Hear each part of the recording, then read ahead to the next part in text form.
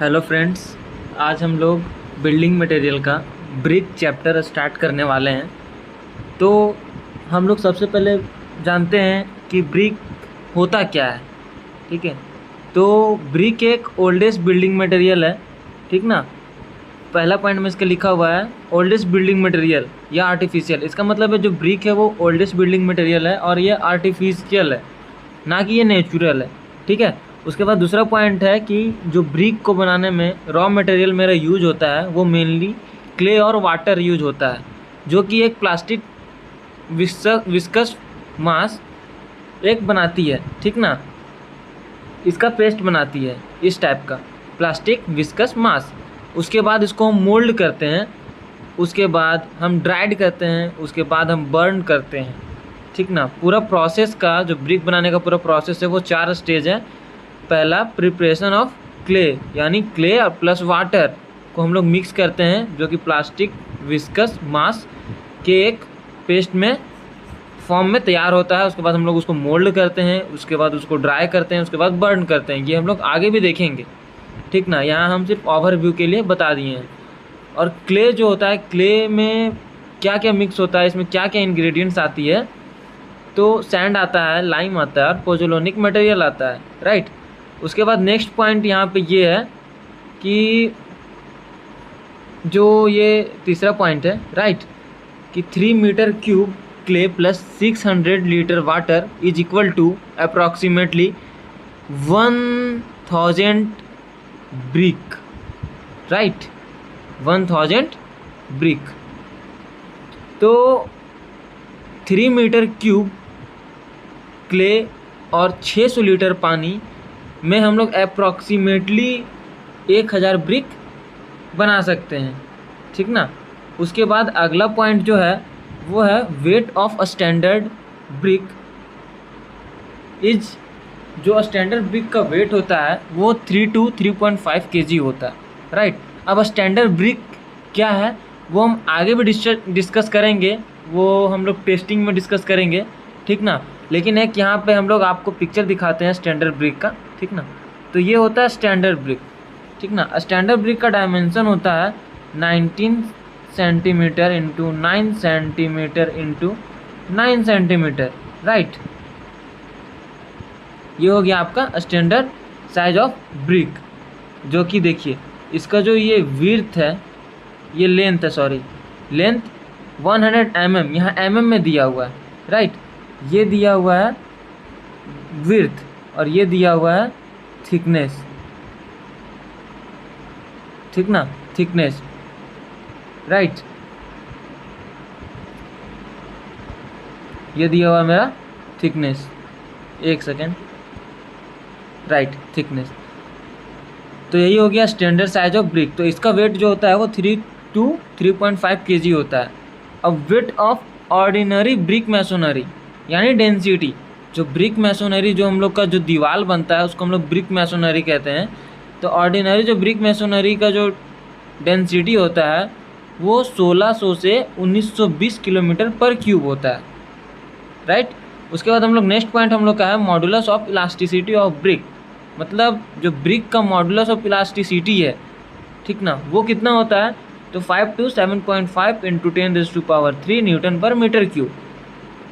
Right, next point इसमें दिया हुआ है कि minimum thickness of wall brick wall is 100 mm, मतलब जो मिनिमम हम लोग थिकनेस वॉल का प्रोवाइड करेंगे वो 100 mm या 10 mm का एक्चुअली प्रोवाइड करते हैं। नॉर्मली हम लोग घर बनाते टाइम देखते हैं कि 2 ईंटा ही लगाया जाता है। राइट, 2 ईंटा स्ट्रेचर का, ये एक पोर्शन होता है, ये होता है, इसको हम लोग स्ट्रेचर कहते हैं और इसको हम लोग हेडर कहते हैं। तो इसी तरह हम लोग इस तरह 2 ईंटा इस तरह हम लोग प्रोवाइड करते हैं। तो ये, ठीक ना, टोटल 10 सेंटीमीटर का हो जाता है। राइट, इस तरह 10 सेंटीमीटर। ठीक है, या फिर आपके ऊपर भी डिपेंड करता है कि आप कितने mm का देना चाहते हैं या कितने mm का थिकनेस देना चाहते हैं वॉल का। अब नेक्स्ट पॉइंट है relation between length, width and thickness of motor. तो ये तीनों के बीच में क्या रिलेशन है?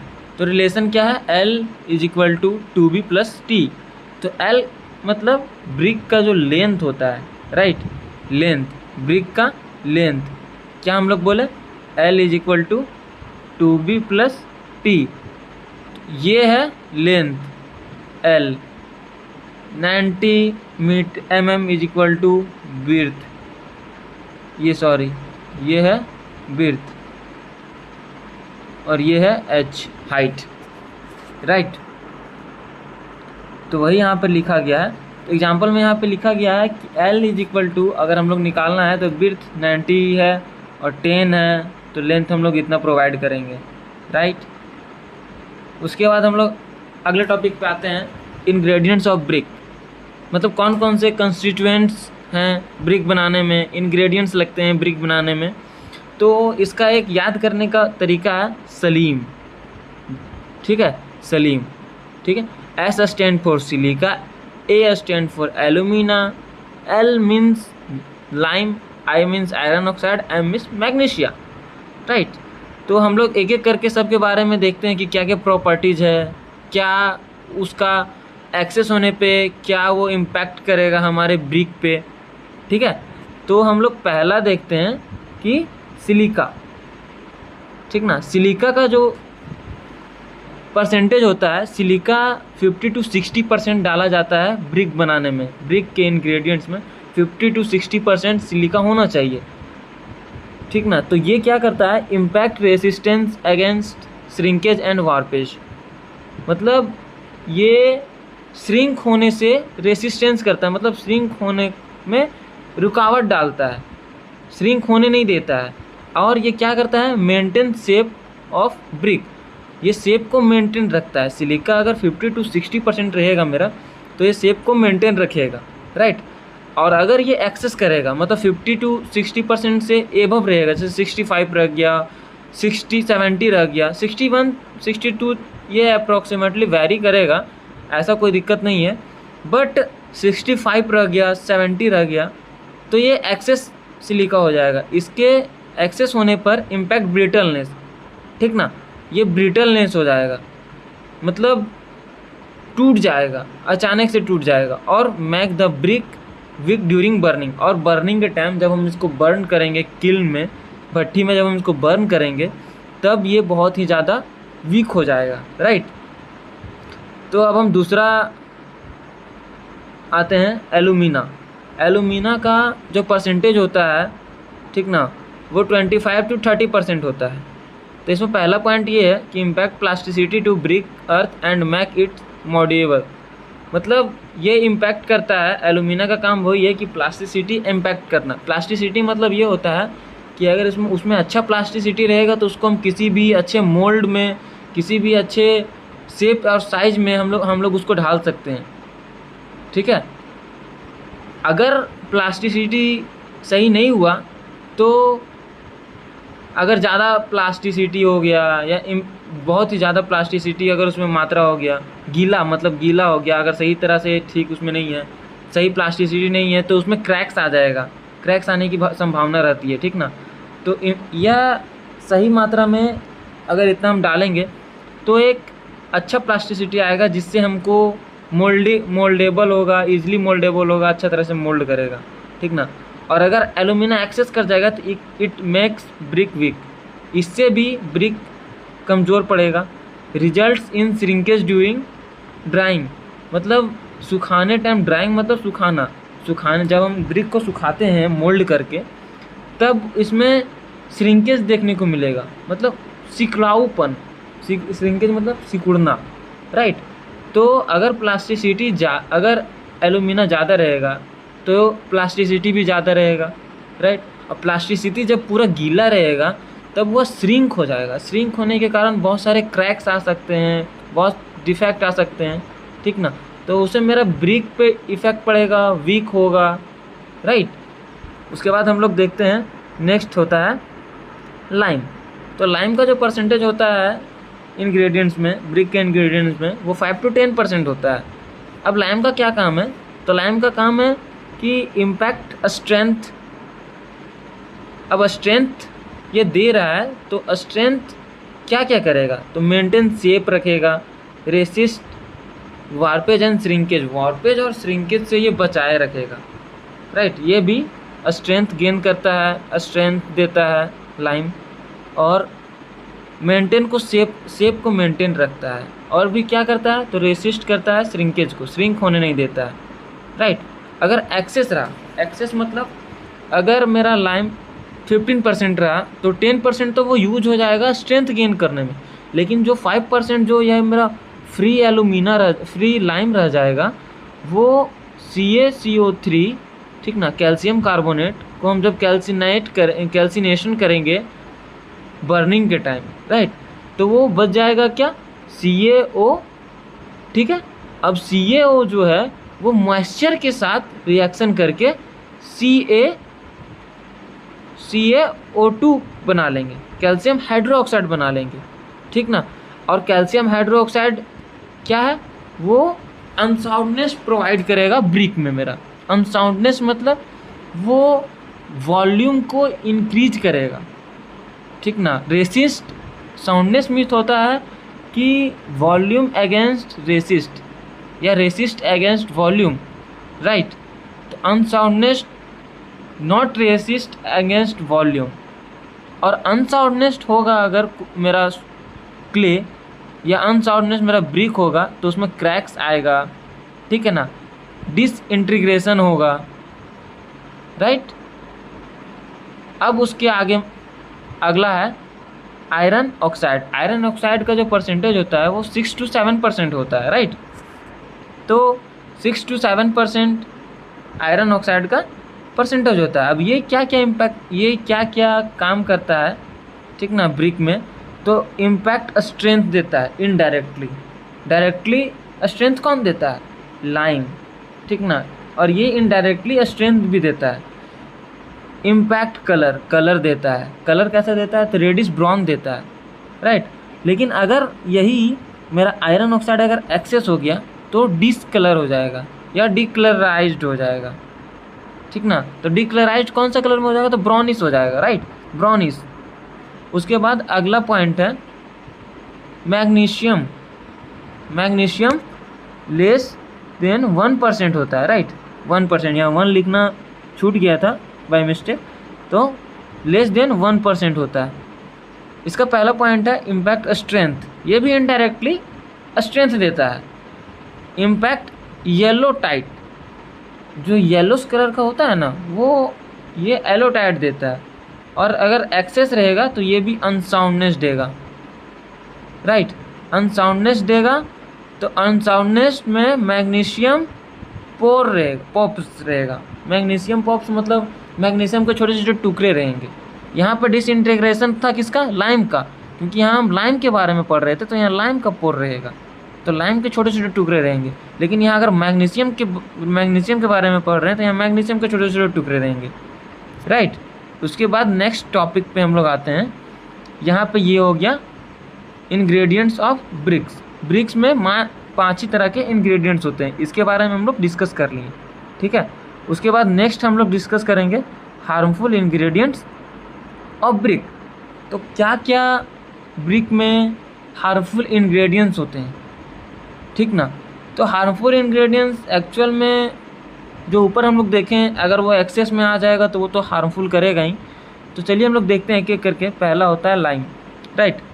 तो लाइम क्या करता है, इम्पैक्ट क्रैक्स। अगर मेरा लाइम एक्सेस अमाउंट में रहेगा, वो हम लोग ऊपर देखे भी थे, जैसे कि आपको मैंने यहाँ दिखाता हूँ, ठीक ना।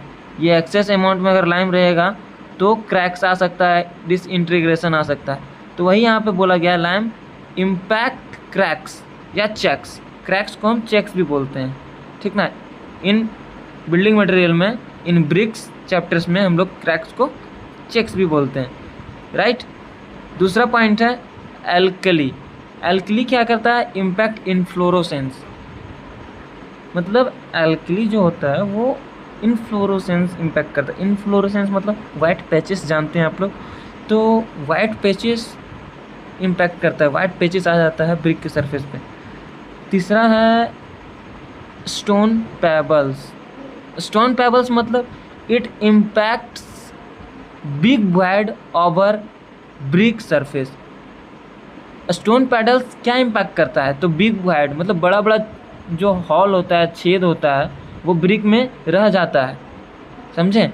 फिर दूसरा पॉइंट इसमें लिखा हुआ है it disturb grain to grain transfer of load, मतलब ये डिस्टर्ब करता है लोड ट्रांसफ़र करने में, ग्रेन टू ग्रेन मतलब particles to particles load transfer करने में डिस्टर्ब करता है स्टोन का pebbles.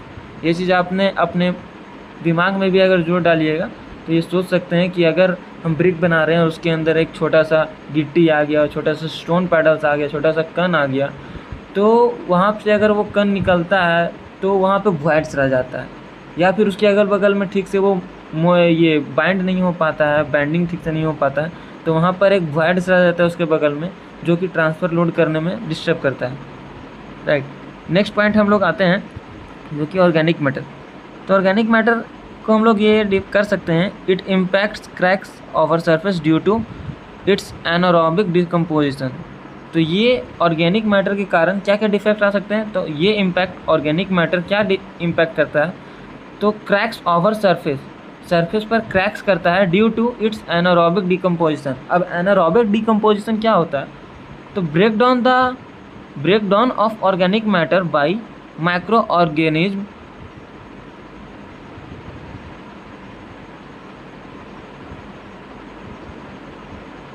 Organisms the absence of air, मतलब जो ब्रेकडाउन होता है ऑर्गेनिक मैटर का किसके थ्रू, तो माइक्रो ऑर्गेनिज्म के थ्रू एब्सेंस ऑफ ऑक्सीजन। एक होता है एनारोबिक और एक होता है एरोबिक। एरोबिक जो होता है वो प्रेजेंस ऑफ एयर में होता है और एनारोबिक जो होता है वो एब्सेंस ऑफ एयर में होता है। तो वही यहाँ पे बोला गया कि एनारोबिक डिकम्पोजिशन, ठीक ना, क्रैक्स आता है सरफेस पे एनारोबिक डिकम्पोजिशन के कारण। तो एनारोबिक डिकम्पोजिशन क्या होता है, जो ऑर्गेनिक मैटर को डिकम्पोज करता है या ब्रेक डाउन करता है माइक्रो ऑर्गेनिज्म के थ्रू एब्सेंस ऑफ ऑक्सीजन के एब्सेंस में, राइट। फिर नेक्स्ट है हम लोग का सल्फ़र क्या करता है, it results in swollen surface of brick bloating, right. तो अब इसका मतलब आप लोग को समझ में नहीं आ रहा होगा, तो ब्लोटिंग मतलब एक्चुअल होता क्या है, this defects can reduce the brick load bearing capacity and increase its permeability. Sulphur का ज़्यादा हो जाने पर जो मेरा लोड बियरिंग जो कैपेसिटी होता है वो रिड्यूस कर देता है ब्रिक में, राइट। और इंक्रीज परमेबिलिटी, जो परमेबिलिटी मतलब आप लोग समझते हैं कि उसमें जो अगर हम किसी भी चीज़ को उसमें हम वाटर डालेंगे, अगर वाटर उसमें ब्रिक के ऊपर अगर वाटर है, अगर उसमें पानी पड़ रहा है तो वो परकुलेट होगा, मतलब वो एक ऊपर का टॉप सरफेस से नीचे का बॉटम सरफेस पे वो आ जाएगा परकुलेट होके, मतलब वॉइड्स में वो इमर्ज्ड हो के आ जाएगा। तो जितना फास्ट आएगा उतना परमेबल वो ज़्यादा रहेगा, ठीक ना। तो वही बोला जाता है कि इंक्रीज परमेबिलिटी। उसके बाद नेक्स्ट पॉइंट है इन आयरन पायराइट। तो आयरन पायराइट क्या होता है, आयरन पायराइट की वजह से क्या होता है, तो sulphide of iron oxides of iron pyrite.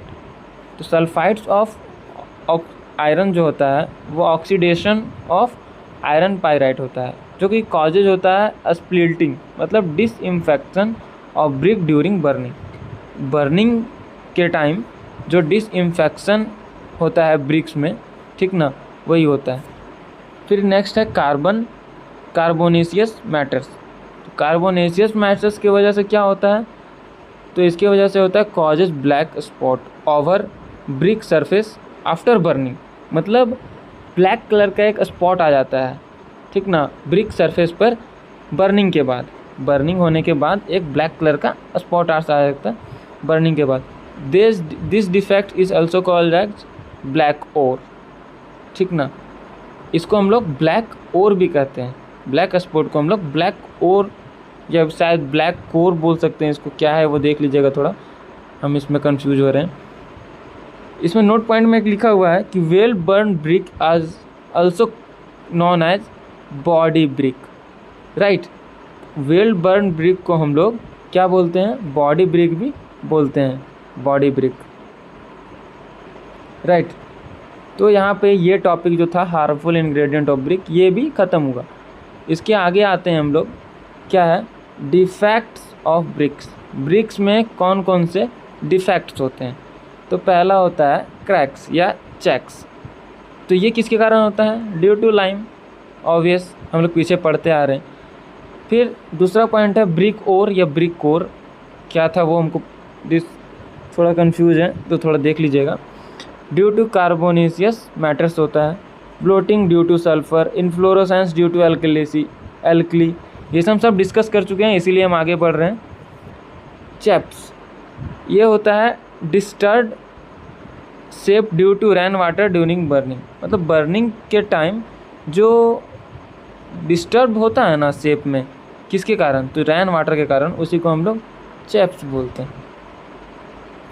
Unburn, मतलब अंडर बर्न, मतलब हम लोग ठीक तरह से बर्न नहीं होना कहते हैं। तो अंडर बर्न में क्या क्या हो जाता है, वीक हो जाता है ब्रिक और सॉफ्ट रह जाता है, लाइट कलर होता है। पेल्स ब्रिक्स अल्सो नॉन है, जिसको बोलते हैं also known as pales bricks बोलते हैं अंडर बर्न ब्रिक को, राइट। लेकिन अगर ओवर बर्न हो गया, अगर ज़्यादा मेरा बर्न हो गया ब्रिक, तो इसके कारण क्या हो जाता है, ब्रिटल हो जाता है, ये अचानक से टूट जाता है, डार्क कलर हो जाता है, और इसको हम लोग आर्च ब्रिक भी कहते हैं। उसके बाद आता है लैमिनेशन। लैमिनेशन क्या होता है, if any thin layer of brick comes out due to weathering actions known as lamination. तो लैमिनेशन आप लोग एक खोरठा भाषा में या आप लोग एक इजी लैंग्वेज में जानते होंगे, जो आप लोग यूज़ करते होंगे, कि ब्रिक ख़राब हो गया, ब्रिक झड़ रहा है, धीरे धीरे टूट रहा है साइड से। अगर ब्रिक का वॉल देखते हैं, उसमें प्लास्टर अगर नहीं रहता है बहुत टाइम तक, तो वो वेदर के कारण धीरे धीरे से वहाँ से इरोजन होने लगता है उसका, राइट।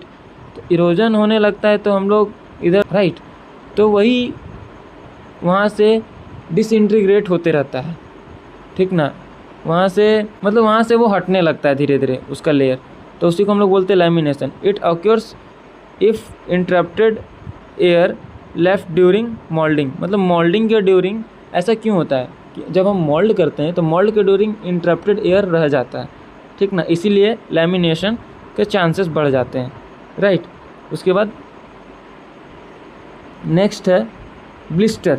ब्लिस्टर क्या बोलता है, if lamination occurs in water, if lamination occurs in bricks, अगर लैमिनेशन ब्रिक में आता है तो applied in sewers due to attack of H2S gas. अगर मेरा लैमिनेशन ब्रिक में आ रहा है तो हम लोग अप्लाई क्या करते हैं, सेवर, ठीक ना। सेवर क्यों अप्लाई करते हैं, क्योंकि H2S गैस अटैक करने के, क्योंकि अगर हम लोग सेवर अप्लाई करेंगे तो due to attack of H2S gas, ठीक ना, H2S गैस से हम लोग बचाने के लिए हम लोग सेवर यूज करते हैं। तो H2S गैस क्या होता है पता है आप लोग को, कलरलेस गैस होता है ये, ठीक ना। और इसको हम लोग नॉन मतलब हम लोग इसको हम जानते हैं इट्स अ स्ट्रॉन्ग, और इसका रोटेन एग स्मेल आता है, रोटेन एग ऑर्डर रहता है, ठीक ना, एट लो कंसंट्रेशन, मतलब ये कम मात्रा में भी एक सड़े हुए अंडे के तरह स्मेल आता है H2S गैस का, राइट। उसके बाद नेक्स्ट टॉपिक आता है मैन्युफैक्चरिंग ऑफ ब्रिक, जो कि हम अगले वीडियो में डिस्कस करेंगे। तो आपको अगर वीडियो अच्छा लगा तो लाइक कीजिए, नहीं अच्छा लगा तो डिसलाइक कीजिए, और अगले हम लोग वीडियो में मैन्युफैक्चरिंग ऑफ ब्रिक के बारे में पढ़ेंगे। Thank you so much.